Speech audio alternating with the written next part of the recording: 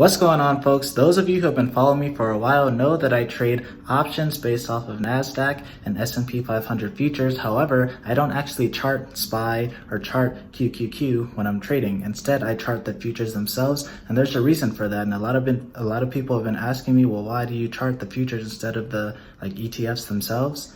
Well, in this video, I'm going to formally explain why I do this. So let's get right into it. All right, folks, so here we are in Thinkorswim right now, and we are currently looking at the E-mini S&P 500 futures, ticker symbol /ES.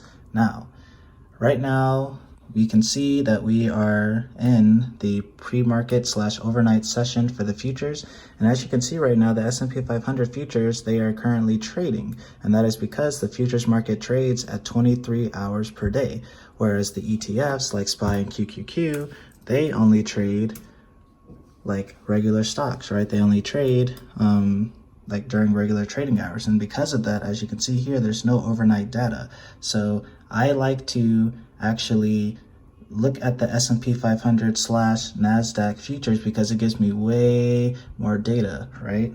And not on top of that, again, they trade at 23 hours per day. And so this means that not only is the US stock market trading based off of them, but so is the international market as well, which is very important. So to sum up, the S&P 500 futures and the Nasdaq futures have way more data available, and they're much more liquid and have much more volume compared to the SPY and QQQ ETFs. So even though I'm trading options based off of the ETFs, because that's the only way I can trade S&P 500 and Nasdaq options, I still look at the futures charts themselves in terms of determining when I'm going to enter into a trade. I hope that you guys found this video helpful and got some good insight out of it.